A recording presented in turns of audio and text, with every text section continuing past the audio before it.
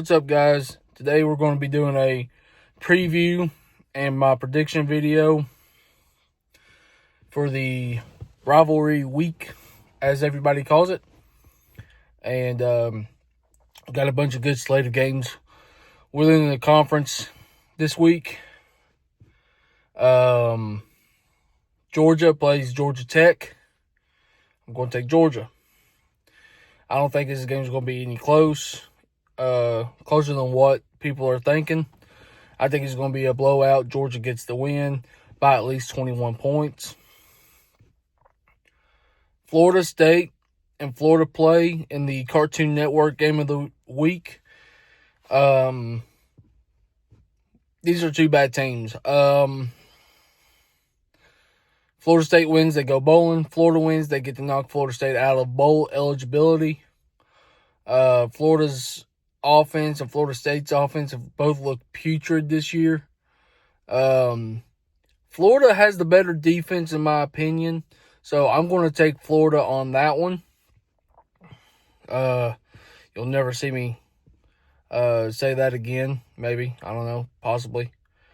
Then we have Texas and Texas A&M. These all three games are being played tomorrow, along with Mississippi State and Ole Miss. I'm going to take Ole Miss in that game. Enough said. It's Ole Miss and Mississippi State. But Texas and Texas A&M, Big 12 rivalry, now SEC rivalry. Give me the Longhorns, because I think they are playing in Austin, but I'm going to take Texas A&M. Marcel Reed and company just looks way too good to be beat by a bad Texas team. Not even really a bad Texas team, but they're not as good as they was last year. Auburn and Alabama play Saturday. Give me Auburn to win outright. I don't think Alabama goes in and gets out of Jordan-Hare Stadium with a win here. It's a very, very tough task to go to Auburn and win with all the voodoo magic that Auburn has at Jordan-Hare. The last game we're going to talk about, Tennessee and Vanderbilt. This is a big game.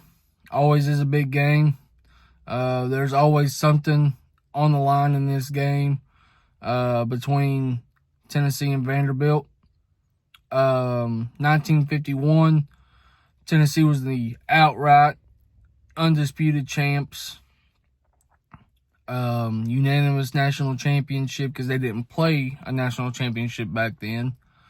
Vanderbilt gave them all they could get. Tennessee won 28-26 in a year where Tennessee was blowing everybody out.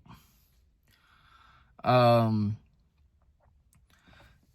you look at the pre-Heupel era, and this was a game where Tennessee was fighting for bowl eligibility a lot of years.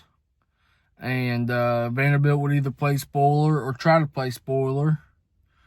Last year, it was a chance for Vanderbilt to knock Tennessee out of the playoffs. They failed.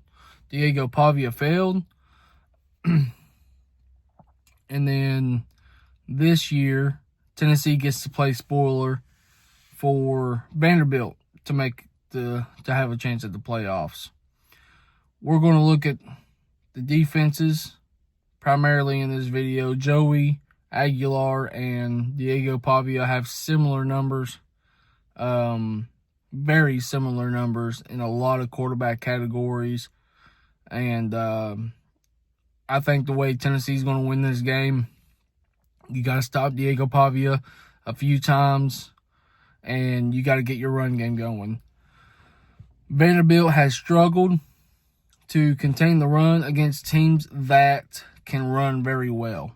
Auburn put up over 200 yards on them, I believe, on the ground. Missouri put up over 200 yards on the ground. Teams that can run the ball very well typically have a good day against Vanderbilt's defense running the ball. What does Tennessee do good? A little bit of everything. This is a good football team. on offense. Not very good defensively, but they have improved on defense. The two defenses are very similar. Tennessee has the 14th scoring defense in the conference, which is not good. Vanderbilt has the 12th, so advantage Vanderbilt there. But if you look at what Tennessee does good on defense, that's four things. They score the ball on defense. They're second in the nation with 6 touchdowns from the defense. Pick sixes, scooping scores, whatever that may look like. They get to the quarterback really well. They're top 5 in sacks nationally. They're top 10 in tackles for loss. I believe Vanderbilt's up there too, but I don't know exactly where. But these are two really good defenses. And Tennessee does a really good job at pressuring the quarterback and making the quarterback make really bad decisions. Something that Tennessee's going to have to do a lot of this week, in my opinion, to win this game. Defensively, I would take Tennessee's defense over Vanderbilt's defense.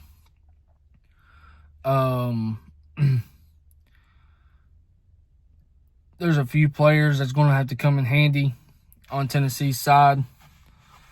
Arion Carter is going to have a game he had last week, if not better. With Boo Carter being dismissed from the team, I think Jalen McMurray is going to have to play really, really, really well this week. If we decide to go to 4-2-5, I would rather play 4-3 because the guys looked really good playing 4-3 last week.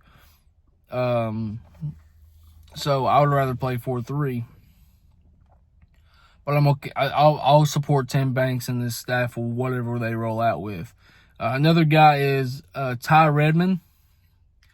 Ty Redmond is a freshman, true freshman.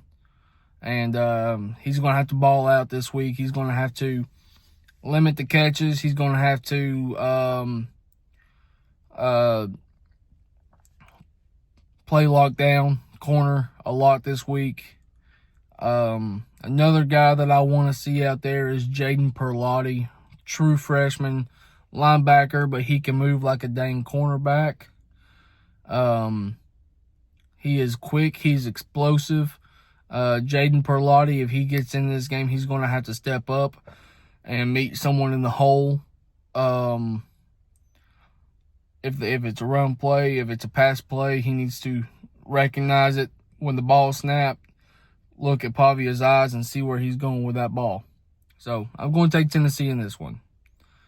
And I'll see you guys next week.